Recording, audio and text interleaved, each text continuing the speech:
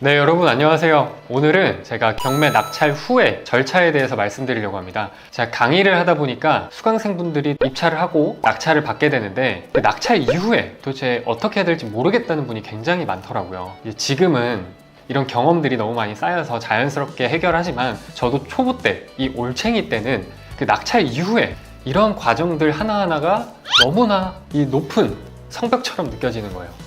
저는 이런 어려움을 사실 해결할 때가 마땅치 않아서 직접 몸으로 부딪히면서 배웠거든요. 그 얘기를 여러분들이 좀 쉽게 이해할 수 있도록 풀어보려고 합니다. 경매를 하다 보면은 정말 경험이 필요한 그런 것들이 있어요. 대출이라든가 법무사랑 컨택하는 방법이라든가 그래서 그런 것들을 물어볼 수 있는 공간이 필요할 것 같아서 제 아래 카톡방 링크를 남겨드릴 테니까 낙찰 전이나 낙찰 후에 궁금한 것들을 같이 소통할 수 있는 공간이 됐으면 합니다. 그럼 이제 경매, 낙찰 후 절차에 대해서 바로 본론으로 들어가 보겠습니다. 부동산 경매, 낙찰 후 절차 이해하는 시간을 가져보도록 하겠습니다. 제가 부동산 초보 시절에 이 낙찰 후 절차가 정말 막막해서 입찰을 몇 번 이제 패스한 적도 있습니다. 혹시 여러분도 그런 적 있으신가요? 여러분은 그러지 말라고 제가 수십 건 경험해보고 이 낙찰 후 절차에 대해서 모든 걸 한번 알려드리도록 하겠습니다. 입찰 당일 우리가 낙찰을 받을 것처럼 이렇게 설레이는 표정을 갖고 법원에 들어가죠. 그리고 결과를 기다립니다. 이렇게 낙찰이 되고 우리는 기뻐서 막 소리를 지르죠. 그리고 맛있는 점심도 먹습니다. 근데 집에 도착해보면 대출은 나오나? 대출 몇 프로 나오지? 이거 임차인 언제 만나야 되지? 부동산에 언제 내놓지? 이거 명도 어떡하지? 이거 낙찰 내가 잘 받은 걸까? 고민들을 하면서 머리가 뒤죽박죽이 되죠. 그래서 제가 여러분들의 이런 고민을 6단계로 깔끔하게 정리했습니다. 처음 이렇게 낙찰을 받고 준비 스타트를 합니다. 매각 결정 기일 지점에 도착하고요. 또 일주일 동안 달려가서 매각 허가 결정 기일 지점에 도착합니다. 그리고 잔금, 즉 소유권 이전을 진행을 하고요. 명도를 완료하고 매각 또는 임대 세팅을 진행하게 됩니다. 크게 우리는 이런 6단계의 타임라인을 거치게 됩니다. 이게 뭐 빌딩이건 토지건 뭐 아파트건 빌라건 상관없이 이러한 절차를 거치게 된다는 것이죠. 그래서 한번 제대로 이해하면 모든 물건에 적용시킬 수 있다라고 생각하시면 될 것 같습니다. 그럼 지금부터 본격적으로 한번 보겠습니다. 1단계는 낙찰에서부터 시작 땅 해가지고 일주일 동안 이 매각 결정 기일 지점까지 가는 기간입니다. 그때 첫 번째 우리가 낙찰을 받게 되면 낙찰 영수증을 이제 법원에서 당일에 수령을 하게 되고요.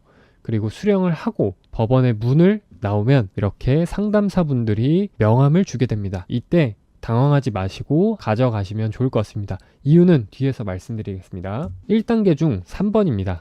당일 오후 3시에서 4시 또는 다음날 오전부터 열람이 가능하고요. 이 경매 서류 열람을 할 때 도대체 어떤 걸 봐야 되는지 몰라서 한 2시간 이렇게 본 적도 있습니다. 그럼 우리는 어떤 걸 봐야 되나요? 소유자의 또는 임차인의 연락처, 대항력 있는 임차인의 물건을 내가 낙찰받았을 경우에는 세금 체납 내역이 있는지를 확인하시면 됩니다. 이게 뭔데요? 라고 생각하시는 분은 경매 공부를 혹은 경매 책을 한번 읽어보시면 좋을 것 같습니다. 어디 가서 신청을 해야 되나요? 당일 오후 3시, 4시 또는 다음날 오전부터 경매계 가서 물어보면 확인하실 수 있습니다. 그럼 직접 가야지만 볼 수 있나요? 아니요. 온라인으로도 확인할 수 있습니다. 이거 모르는 분 많더라고요. 다만 우리가 직접 가는 이유는 좀 더 빠르게 보기 위해서 직접 가는 건데 우리가 이 경매 서류를 열람해야 될 물건이 있고 하지 않아도 될 물건이 있습니다. 그래서 저 같은 경우에는 해야 될 물건은 빨리 가서 현장 가서 보고요. 안 해도 될 물건은 온라인으로 확인을 합니다. 서류를 가지고 나올 수 있나요? 아니요. 원본은 못 가지고 오고요. 복사를 하거나 또는 저 같은 경우는 무음 카메라로 사진을 찍습니다. 그 다음 1단계의 4번째 점유자 대면 또는 연락. 저 같은 경우에는 이 매각 결정 기일 지점에 도달하기 전에 점유자를 한번 만나거나 연락을 취합니다. 왜냐? 어차피 이분들도 이사 가려면 한두 달 준비는 해야 돼요. 집도 알아봐야 되죠. 이사업체 계약해야 되죠. 그러니까 애초에 빨리 알려줘서 빨리 나가면 내가 조금 더 이사 비용 이런 걸 챙겨줄 수 있다라고 협상을 하는 편입니다. 그래서 저는 처음에 갈 때 이런 안내문을 하나 뽑아가고요. 찾아갔을 때 연락이 안 될 경우에는 이걸 문에 붙이고 오고요. 아니면 문자로 남겨놓고 갑니다. 첫 만남에 어떤 얘기를 해야 되나?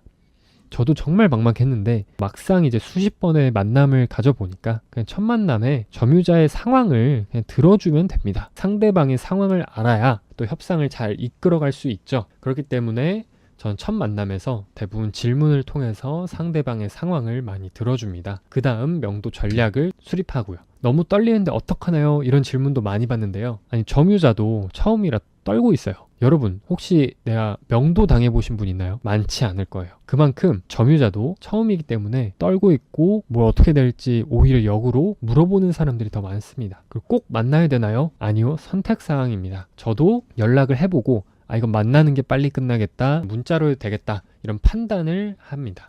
2단계입니다. 매각 결정 기일 지점에 도착을 했고요. 우리는 현재 그 다음 또 7일이 소요가 되고 그 7일 이후에 우리는 매각 허가 결정 지점에 도착을 하게 됩니다. 2단계의 1번은 내용 증명을 발송하는 건데요. 등기, 그리고 우편, 문자 이 세 가지로 모두 발송을 하는데요. 그 이유는 등기 같은 경우에는 직장에 있으면 받기 힘들죠. 그리고 우편도 집이 망했거나 아니면은 우편물이 많이 쌓여 있으면 잘 안 찾아보는 경우도 있거든요. 내용 증명 같은 경우에는 쓰는 주요 양식들이 정해져 있고요. 그리고 인터넷 우체국을 통해서 편하게 보낼 수 있습니다. 대출 상담사 연락하기. 제가 가장 많이 듣는 질문을 한번 정리를 해봤습니다. 몇 분한테 연락을 해야 되나요? 저는 보통 처음에 3분에서 4분 정도 연락을 하고 그 다음 조건 확인해보고 만족스럽지 않으면 또 3, 4분 더 연락하고 이런 식으로 진행을 하고 있습니다. 이게 한 번에 막 10분, 20분 이렇게 뿌려버리면 결국 영업하는 그 은행 지점이 동일한 데도 있거든요. 그럼 그분들한테도 또 실례일 수도 있고 하니까 또 효율도 안 나기도 하고요. 그래서 저는 이렇게 나눠서 뭐 A, B조 이렇게 나눠서 진행한다라고 생각하시면 될 것 같고요. 신혼교회 많이 하면 신용점수에 안 좋지 않나요? 이런 얘기도 많이 듣는데 저도 신용조회 굉장히 많이 하는데요. 안 떨어지더라고요. 그리고 대출 잘 받는 노하우가 있나요? 없습니다. 전 제가 원하는 조건을 받을 때까지 계속 알아봅니다. 그게 제 노하우고요. 신용점수는 커트라인이 있나요? 최근에 한번 알게 된 건데 사회 초년생 분들이 신용점수 관리에 대한 인지가 잘 안 돼요. 여러분, 신용점수 무조건 700점 이상 유지를 하는 게 좋습니다. 그래서 절대 현금 서비스랑 연체하지 마십시오. 3번째입니다. 제가 임장 때 갔던 부동산 중에서 좀 괜찮은 부동산에 가서 이러한 상황이고 핏이 맞는 분, 또 상황이 맞는 분 있으면 연결해달라고 미리 인지를 시켜줍니다. 그래서 이게 2-3번 계속 인지를 시켜줘야 이런 사람이 이런 물건을 가지고 있구나를 알기 때문에 저는 1차, 2차, 3차 이렇게 나눠서 연락을 합니다. 그리고 3단계입니다.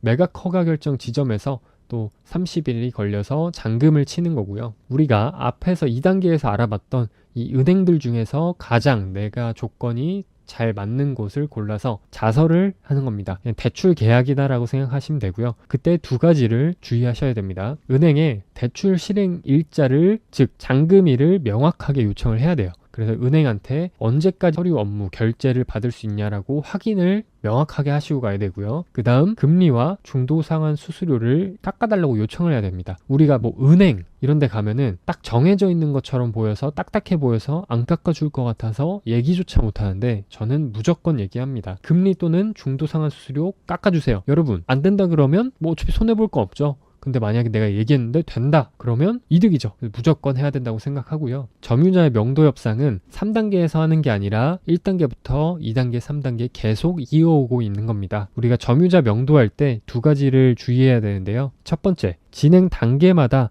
점유자의 심리를 압박해야 된다는 겁니다. 내용 증명 보낼 때 한번 압박을 들어가야 되고요. 그리고 인도명령 신청할 때, 점유이전 금지 가처분 신청할 때, 점유이전 금지 가처분 진행할 때, 인도명령 결정문 나왔을 때, 이런 식으로 각 단계마다 점유자의 심리를 꾹꾹 이렇게 압박을 해주면서 이 사람이 나가야 된다는 인지를 할 수 있도록 계속 만들어줘야 된다는 것이죠. 그리고 제가 최근에 협상책을 읽었는데 이 협상의 기술이라는 책이 굉장히 유용하더라고요. 이 책에서는 크게 2가지가 나옵니다. 첫 번째, 힘, 스스로 이길 수 있다고 믿어라. 2번째, 시간. 상대방은 결국 시간의 끝에서 심리가 흔들리게 돼 있다. 그때가 협상의 포인트다라고 얘기합니다.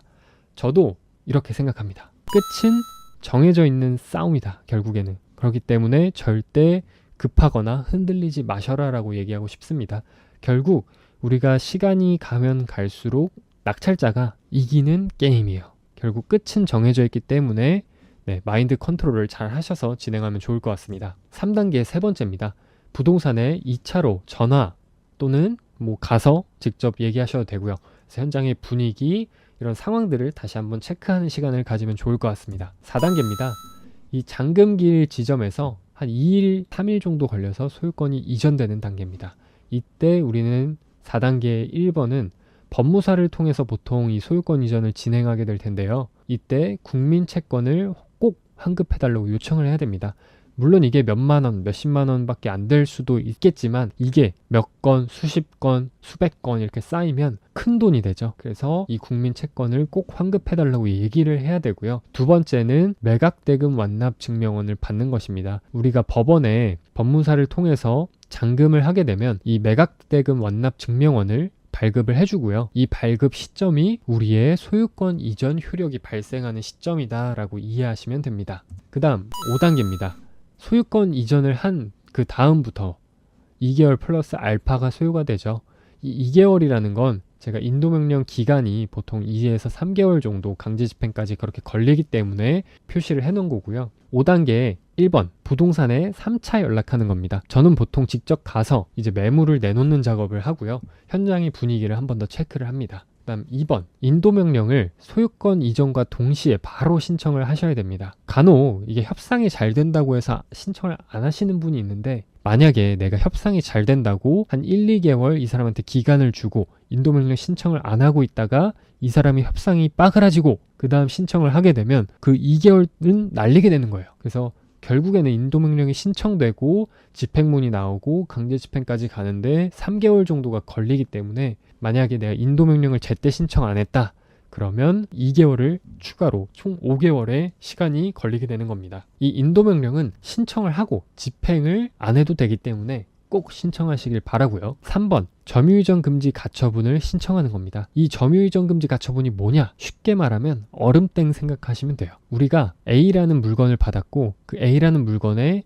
B라는 이제 채권자가 점유를 하고 있다고 했을 때 이 사람이 어디 가지 못하도록 얼음 시켜놓는 겁니다. 그래서 우리가 강제 집행을 할 때 혼란스럽지 않도록 하는 거고요. 실무에서는 이 점유이전 금지 가처분이 문을 따고 들어가서 이 점유이전 금지 가처분에 대한 결정문을 안에 내부에 붙이고 나옵니다. 그래서 상대한테 굉장히 심리적으로 압박감을 줄 수 있어요. 그래서 실무에서는 상대방한테 압박을 주기 위해서 사용한다. 그래서 인도명령보다 기간이 거의 3분의 1 정도죠. 굉장히 짧기 때문에 이걸 통해서 명도를 많이 진행을 합니다. 실제 저도 저저번 주에 진행을 하고 왔고요. 현재 명도 협상이 완료된 상황입니다. 4번 이렇게 각 절차를 진행하면서 상대방을 심리적으로 압박하면 자연스럽게 명도가 완료가 됩니다. 이분이 현재 웃고 있죠. 저는 보통 이렇게 명도의 끝에는 항상 웃으면서 이 상대방을 보내드리고요. 또 덕담도 해주고 이 상대방과 협상이 잘 됐을 경우에는 조금 더 챙겨드리는 상황을 만들어가고 있습니다. 마지막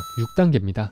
우리가 명도가 완료가 되고 그 다음 절차를 진행을 하는 건데요. 6단계의 1번은 내가 인테리어를 하거나 또는 청소를 해서 세를 놓거나 매각을 하는 절차를 진행을 하게 될 겁니다. 그리고 2번 부동산에 매물을 뿌리는 절차를 진행하게 되겠죠. 이 부동산에 매물 뿌리는 방식은 총 2가지라고 보시면 됩니다. 낚시를 예로 들어 설명해 볼게요. 낚시를 잘하는 2가지 방법이 있죠. 첫 번째 명당 자리를 찾는다. 두 번째 낚싯대를 많이 뿌린다. 저는 이제 낚싯대를 많이 뿌리는 전략을 좋아합니다. 다만 제가 잘 알고 잘 아는 공인중개사분이 있다고 했을 때는 이제 명당, 즉 일 잘하는 분한테 전적으로 맡기기도 하고요. 그래서 2가지 전략을 취하시면 되고 저는 보통 잘 모르는 지역에는 낚싯대를 많이 뿌려놓고요. 일 잘하는 분을 알고 있다라고 할 때는 명당을 찾는 전략을 찾습니다. 6단계 3번입니다. 이렇게 부동산을 통해서 임대와 매매 계약서를 작성을 하게 되고요. 그러면 우린 드디어 이 6단계의 절차를 마무리하게 되는 겁니다. 여러분,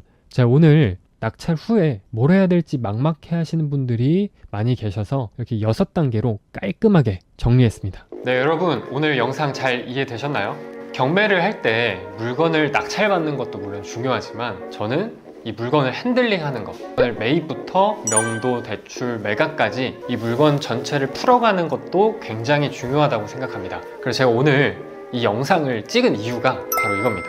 여러분, 핸들링 할 때 그 상황에서의 최선의 선택을 하는 게 가장 중요합니다. 하나의 선택이 수백, 수천 또는 수억 가지의 시세 차익이 또 달라질 수가 있거든요. 그래서 오늘 이 영상이 여러분한테는 수백부터 또는 수억 원의 가치가 됐으면 하는 그런 바람입니다. 혹시 이 영상을 보시면서 또 추가적인 질문이나 아니면 내가 현재 경매 낙찰을 받았는데 어려움을 겪고 있다 하시는 분들은 이 아래 카톡방 링크를 통해서 들어오셔가지고 자유롭게 그리고 언제든 질문해 주시면 제가 갖고 있는 경험적 지식을 통해서 여러분들의 어려움을 해결해 드릴 수 있도록 하겠습니다. 오늘도 이렇게 영상 봐주셔서 감사하고요. 앞으로도 제가 경매에 대한 혹은 부동산에 대한 다양한 컨텐츠들을 올릴 예정이니까 지켜보시고 구독과 좋아요 부탁드리겠습니다. 감사합니다.